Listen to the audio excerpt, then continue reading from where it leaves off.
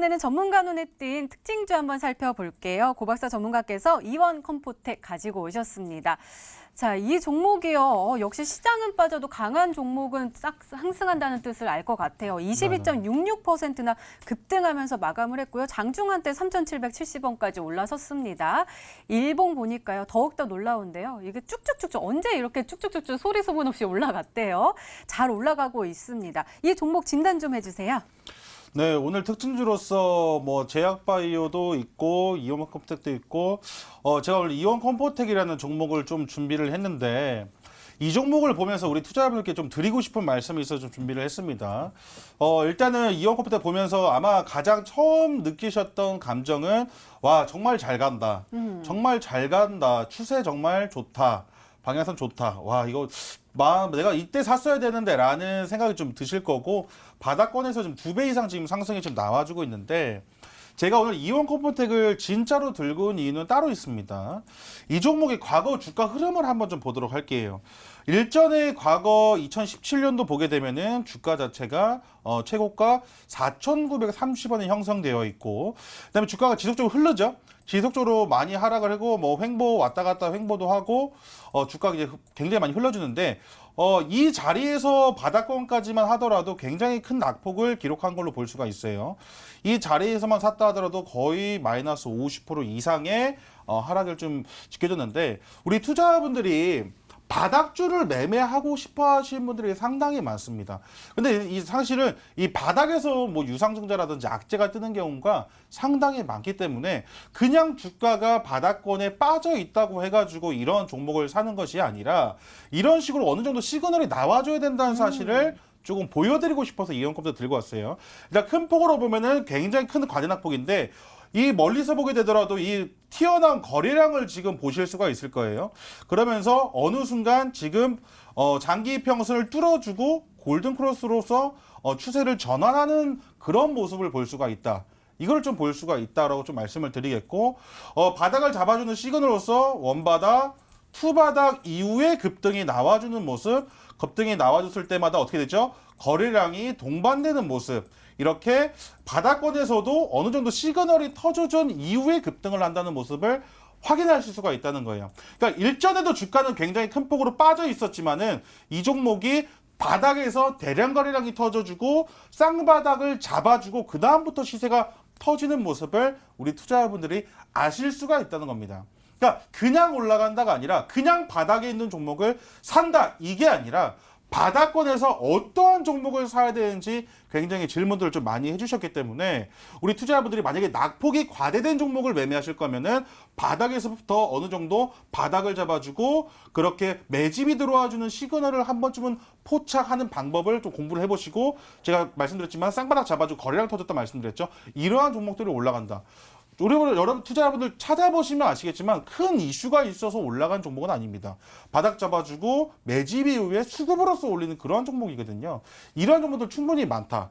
그러니까 그렇기 때문에 오늘 빠진 뭐 HLB라는 종목도 보시게 되면 굉장히 고점에서부터 빠지다가 그 다음에 급락이 나온 거거든요. 그런 종목을 이미 많이 올라간 종목을 찾으시는 것보다 바닥권에서 이제 올라갈 종목을 우리 투자자분들이 눈여겨보신다면은 이러한 종목이 바닥에서 큰 수익을 낼 수 있는 확률이 굉장히 높다 좀 말씀드립니다. 우리 투자자분들 항상 명심하셨으면 좋겠고 오늘 HLB 아마 손실 중이신 분들 상당히 좀 많고 제약주 오늘 HLB뿐만 아니라 오늘 신라진 같은 경우도 장중에 좀 많이 하락을 했었거든요. 아마 오늘 조금 많이 힘드실 텐데 그렇다고 해가지고 뭐 내동매매를 하시진 마시고 집중 정신 바짝 차리셔가지고 시장 전략 잘 대응하셨으면 좋겠다 말씀드리도록 하겠습니다. 저도 평소에 궁금했던 것이 과대 낙폭되면은 좀 저가 매수의 기회가 되지 않을까 했지만 언제 올라갈지 모르고 더 빠질지도 모른다 이렇게 생각을 해서 좀 겁이 났는데 그런 네. 시그널을 잘 파악을 해야 된다라고 말씀해 주셨습니다. 자, 이번에는 마르스 전문가께서 분석해 주실 특징주가 궁금한데요. 바로 이 HLB가 나왔습니다. 전문가님, 이 종목에 대한 내용들은 어차피 많은 분들 또 알고 계실 것 같은데 저는 좀 중심적으로 대응 전략 좀 궁금하거든요. 대응 어떻게 해야 돼요? 일단 HLB에 대해서 대응을 좀 말씀드린다면 오늘자에서 하한가를 갔습니다. 그때 중요한 건 뭐냐 한다면은 오늘 하한가를 간 상태에서 매도를 못해요. 시간에서 매도를 못합니다. 일단 내일까지 봐야 돼요. 내일까지 봐야 이 종목을 매도를 할 수 있을지 없을지를 볼 수 있을 것 같거든요.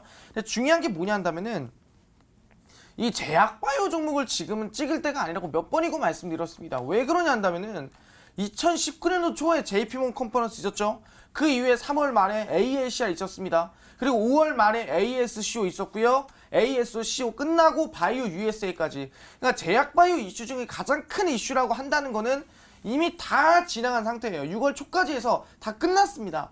근데 지금까지 제약바이오를 들고 있다. 근데 지금까지 제약바이오 이슈를 가지고 있다 한다면 문제가 크다라는 거예요. 왜?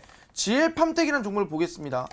GL팜텍을 보시면 아시겠지만 과거에 종목이 크게 급락이 나온 적이 있습니다. 보시면 아시겠지만 고점에서부터 하한가를 만들어주면서 거의 뭐 우하향세를 만들어준 모습 본 적이 있습니다. 아니 GL팜텍이 올라가다가 갑자기 이렇게 꺾이고 급락이 나오니까 뭐냐 한다면은 바로 GL팜텍이 임상 3상이 끝난 상태예요. 임상 3상이 끝나고 나서 급락이 나온 겁니다. 무슨 소리냐 한다면은 제약바이오가 올라간 이유 기업이 좋아하세요? 제약바이오 기업들은요 다 실적이 안 좋습니다. 왜? 투자가 많이 들어가다 보니까. 그럼 기업적인 이슈로 가는 게 아니라 제약바이오라는 거는 약에 대한 기대감. 임상 1상을 지나서 2상을 지나서 기술 수출하면 얼마가 들어오고 만약 기술 수출 안 하고 이거를 3상까지 해서 출시했을 때는 뭐가 이득이 되고 그런 기대감 때문에 제약바이오 가는 건데 임상 3상이라는 게 끝나버리면은 모든 결과물이 나와버려요. 이걸 어떻게 되는지 가격적인 부분이나 돈적인 부분이나 확정이 납니다. 확정이 나면 그때부터 제약바이오는 목숨은 끝난 거예요. 마찬가지로 HLB도 이번에 임상 몇 상입니까? 이번에 임상 3상이에요. 그럼 당연히 아시겠지만 임상 3상이 잘 돼도 어차피 주가는 하락할 가능성이 높은 거고요. 안 되면 더 빠질 가능성이 높은 겁니다. 그렇기 때문에 임상 상상에 있는 종목들을 웬만하면 건드리지 않는 게 좋은데 그 HLB가 좀 이번에 운이 좋지 않았다라고 볼 수 있을 것 같습니다. 그렇기 때문에 지금 이러한 하한가를 맞으신 분들 제 얘기를 듣고 나서 더 슬퍼질 수도 있어요. 하지만 얘기합니다. 지금 이 마이너스, 급락들, 손실들 겪고 있다고 해서 그만둬야 될까요? 그게 아니라 최저점에서 마이너스 30% 먹었다 한다면은 60%를 먹었을 때 충분히 복구 가능하고요. 70%, 80% 수익을 냈을 때 충분히 수익권 돌릴 수 있습니다. 지금 손실 날 거를 이걸 어떻게 하면 빠져나올까 그게 중요한 게 아니라 어떻게 복구할지를 다시 확인해 보셔야 돼요. 제가 분명 말씀드렸지만 제가 아시겠지만 오픈베이스 60%라든가 나무기술 60%, 알소프트 60%, 70% 이상 상한가를 연속으로 계속해서 드렸던 전문가가 누구냐 한다면은 그게 마르스 전문가예요. 그렇기 때문에 이번에도 충분히 이런 HLB와 같은 하한가가 나와도 단번에 복구할 종목 마르스가 가져왔거든요. 방송 끝까지 보시면서 그 종목이 뭔지 힘들고 어렵더라도 꼭 알아가셔라 말씀드리도록 하겠습니다. 네, 오늘 특히나 우리의 계좌를 복구해 줄 수 있는 종목, 진짜 히든 종목 필요하거든요. 앞으로 오늘 많이 기대해 보도록 하겠습니다. 자, 이렇게 오늘 시장 분석과 함께요. 전문가 눈에 띈 특징주까지 짚어봤습니다.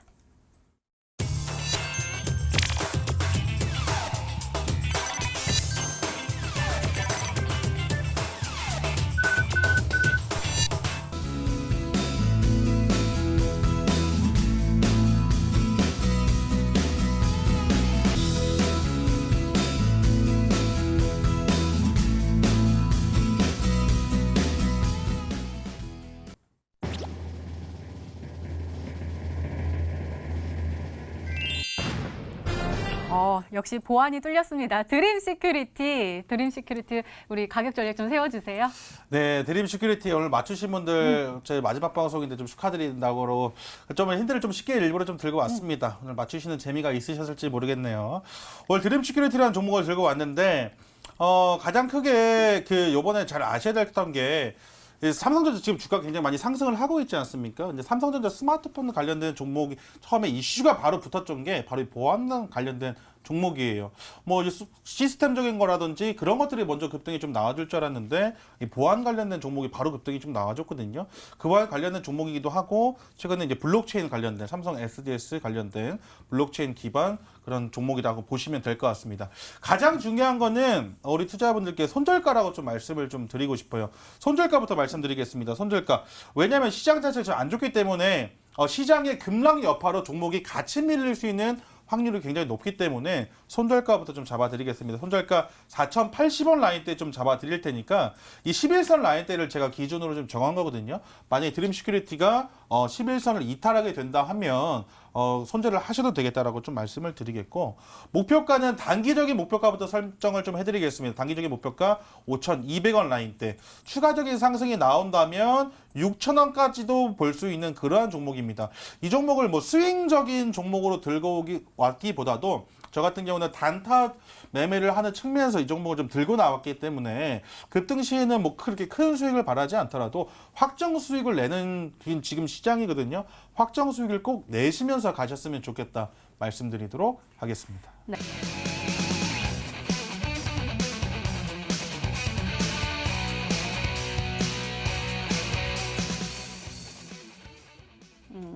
DMZ에 방문을 하면은 좀 좋은 결과를 가지고 갈 것 같은데 그에 관련된 수혜주를 가지고 오신 거군요. 네, 그 관련된 수혜주라 말씀드릴 수 있을 것 같은데 실제 이번에 아시겠지만 29일부터입니다. 정확히 말씀드리면은 28일부터 시작해서 지금 G20 회의가 시작이 되고요. 그 G20이 끝나고 나서부터 29일부터 실제 아시겠지만 이번에 이 남한에 실제 방한을 진행하게 됩니다. 그래서 중요한 게 방한을 진행하면서 30일입니다. 정확하게 이 강원도 이 철원에 있는 화살머리 고지라고 한 DMZ 초소에 트럼프가 이번에 방문할 수도 있겠다라는 이슈가 나와줬습니다. 그래서 중요한 게 뭐냐 한다면은 시진핑이 방북을 했습니다. 근데 중요한 건 뭐냐? 트럼프는 방한을 해서 DMZ를 방문을 해요. 그럼 실제로 트럼프가 DMZ를 굳이 방문할 이유가 없거든요.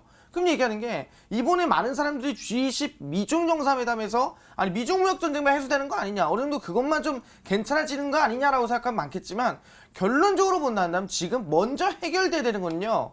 2월 달에 결렬이 났던 북미 정상회담이에요. 실제 그게 먼저 해결이 돼야, 실제 이번에 비핵화가 먼저 해결이 돼야, 그래야 아시겠지만 이 트럼프의 지지율도 오르고 이번에 대선 출정식에서 얘기했던 충분히 다시 한번 도전할 수 있다 볼 수 있는 거거든요. 그렇기 때문에 시진핑이 방북을 하고 트럼프가 DMZ에 방문하는 거는 이유가 없을 수가 없다. 다 뭐다 이거는 북미 정상회담에 대한 비핵화에 대한 복선이라고 말씀드릴 수 있을 것 같고, 그럼 뭐예요?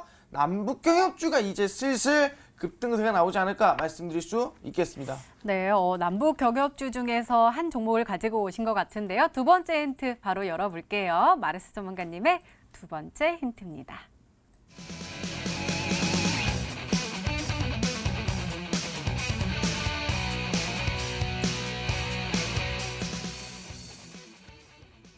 쌀을 지원한다. 그럼 쌀과 관련된 종목이에요?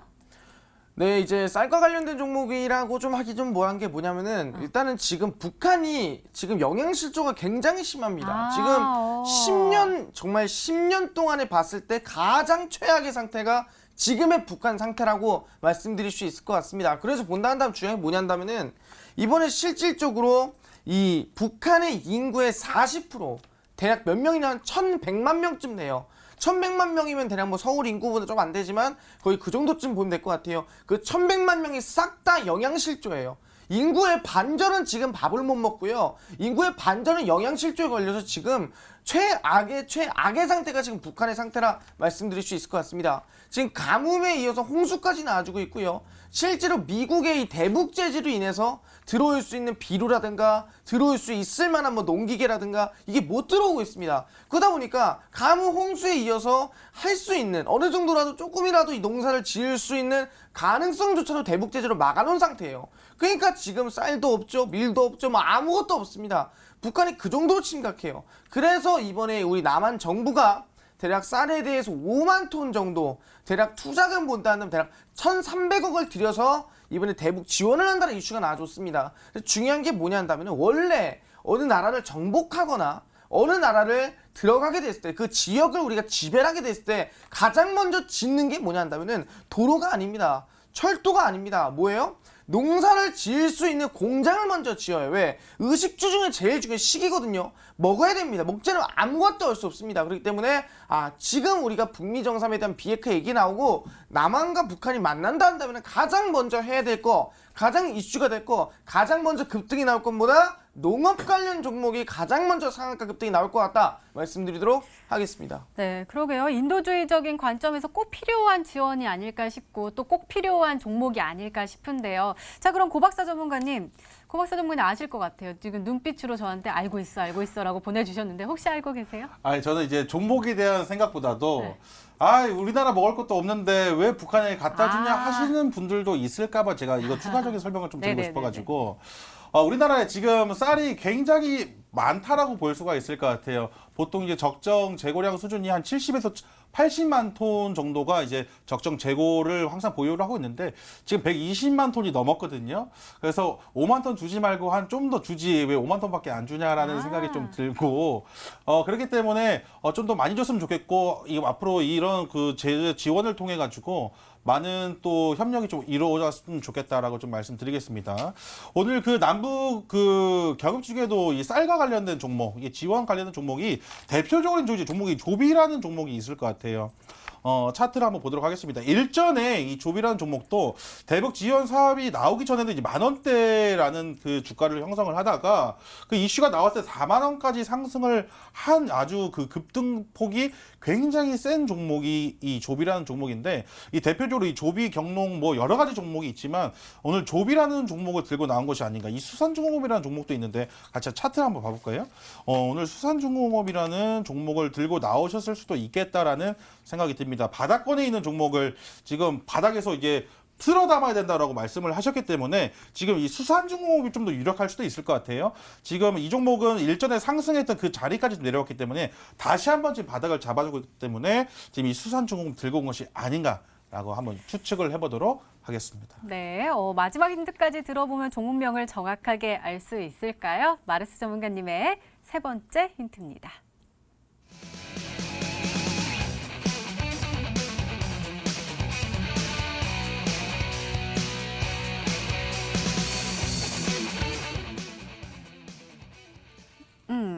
남북 경협은 알 것 같은데 장마? 장마랑 또 어떤 관련이 있을까요? 네, 말씀드리겠지만 일단 남북경협 같은 경우는 방금 얘기한 것처럼 실제로 시진핑이 방북을 했고요. 트럼프가 DMZ에 방문을 하면은 당연히 아시겠지만 동시에 엮이는 게 북미 정상회담 비핵화 이슈밖에 없고요. 거기에 더러 본다면 남북경협 종목이 급등이 나올 수밖에 없는 거예요. 그럼 얘기하는 게 장마는 뭐냐 한다면은 이제 곧 장마철 아니겠습니까? 이번 주말에 비가 쏟아진다는 말이 있어요. 그럼 여름에 장마철이 오면은 뭐가 중요하냐 한다면은 실제로 비가 올 때 바로 이 병충해가 이 농사 지을 때 굉장히 많이 생깁니다. 그러면은 비가 온 다음에 이 병충해 때문에 우리가 올해를 흉년으로 보낼 수는 없는 거거든요. 그렇기 때문에 그 병충해를 막고 실제로 그 농사를 잘 진행할 수 있게 만들어주는 기업이 중요하다 말씀드리겠습니다. 그래서 이 말씀드렸죠. 이번에 남북경협 이슈와 더불어서 뭐예요? 장마 이슈까지 동시에 엮여있는 남북경협 상한가 후속주라 말씀드릴 수 있을 것 같고요. 지금 시장 폭락 많이 나옵니다. 급락 많이 와요. 항상 얘기합니다. 5월달부터 시장 폭락 나올 때 상한가 종목을 가장 많이 쳤던 종목가 누구다? 그게 마르스종 말씀드릴 수 있을 것 같고요. 아마 이번 종목도 최저점에서부터 첫 상한가를 만들 수 있을 만한 종목이 아닐까 말씀드리도록 하겠습니다.